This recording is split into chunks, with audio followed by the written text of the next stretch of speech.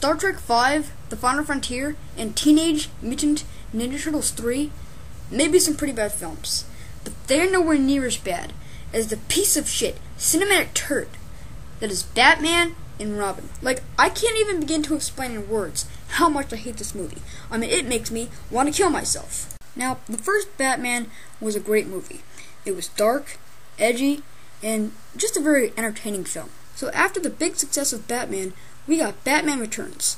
A lot of people complain that this film is too dark and depressing, and I can see where they're coming from with that, but it didn't bother me. And while it's not as good as the first, it's still a solid film. And then we come to Batman Forever. This is where the series took a turn for the worst. And I'm not saying it's bad, but it's just way too bright, flashy, and over the top for me to take it seriously. Nonetheless, while it is a very flawed film, it can still be a very fun and enjoyable experience. So what can I say about Batman and Robin that hasn't already been said? Well, being the absolute mess that it is, it shouldn't be that hard. The film begins with Batman and Robin suiting up as we get very disturbing close-ups of bat nipples, bat asses, and bat cog pieces. So once this horrendous scene is over, we come to the first lines of dialogue in the film, where Robin says, "I want a car." Chick dig the car, and Batman replies saying, "This is why Superman works alone." Ugh, I cannot believe I just heard that. Let this be an indication at just how god-awful these corny one-liners are. So, our heroes are off to fight the evil Mr. Freeze from robbing the Gotham Museum. What follows is a lame action sequence with over-the-top stunts, bad puns, and cheesy effects. The scene goes on and on. Robin gets Diamond and yells "Cowabunga." It just... yeah. And then they chase Freeze into another building, where Robin gets frozen by the ray gun. And for some reason, the ice just freezes around the diamond in his hand. Why? Because this film doesn't make any sense, that's why. I really hate this movie. So we then cut to one of the most cliché laboratories you'll ever see, where Pamela Isley, an environmental scientist, is working under Dr. Woodrow. Experimenting with the venom drug, she witnesses her boss use the formula to turn a diminutive convict into a hulking monstrosity, who goes by the name of Bane. He comes off more cheesy than intimidating, and they just don't give him much to do. Anyway, Isley and her boss argue over the use of the drug, and her boss kills her by overturning a shelf of various toxins on her, and she sinks into the ground, thus turning her into Poison Ivy, who kills people by kissing them. And that's the kiss of death.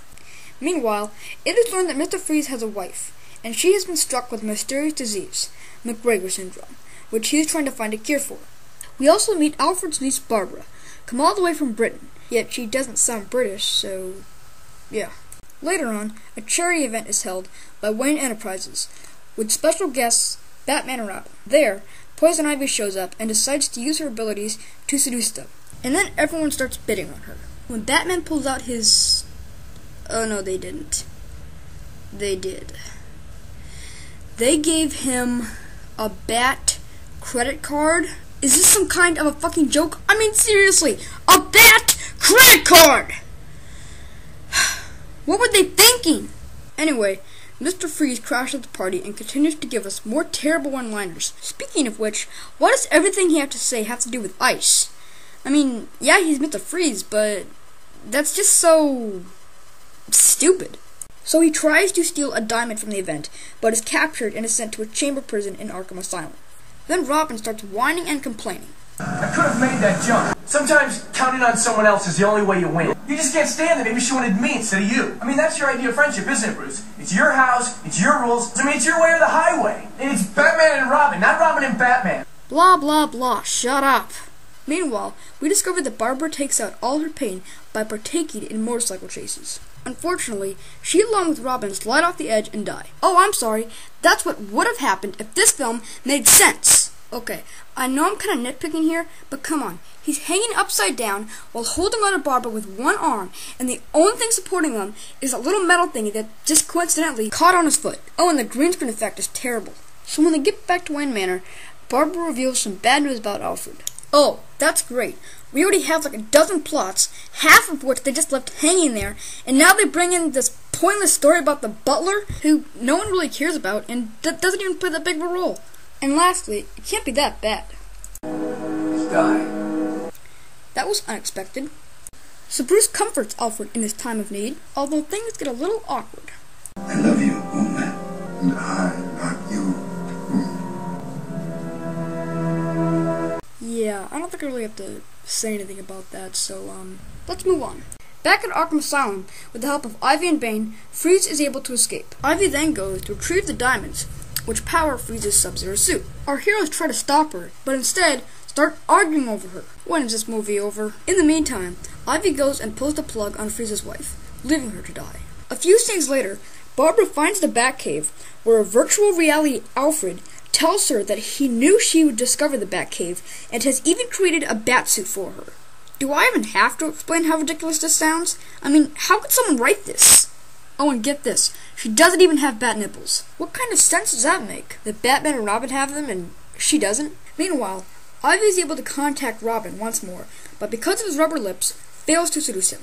Batgirl arrives and fights Ivy, eventually beating her by trapping her in her own plants. Talk about a betrayal. She then reveals herself to be Barbara. No shit! I mean, who could actually be stupid enough to not see through that mask? Well, apparently Batman and Robin. This movie's giving me a headache. So Robin and Batgirl take on Bane, while Batman fights Freeze. So they fight, and one big explosion later, Freeze learns that Ivy, who had blamed Batman for the death of his wife, was the one who actually killed her. Or I guess not, since Batman informs him that she's still alive. He proceeds to ask him for the cure, which he does eventually give him.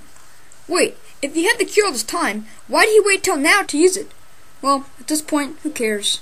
Oh, and Alfred had the same exact disease as Freeze's wife. What a big fucking coincidence. So Alfred is cured, and everyone agrees to let Barbara stay at the mansion. You know, instead of going back to school. Yeah, what a great moral there, guys. Also, why are there so many tilted camera shots? I mean, what kind of drugs were they on? Not to mention how unbelievably gay it is. And I'm sorry, but I just can't get over that bad credit card. I mean, just why? Bottom line, this movie should not exist. I haven't even covered all of the film's flaws, but if I did, I'd be here forever. So, until next time, say no to bad movies.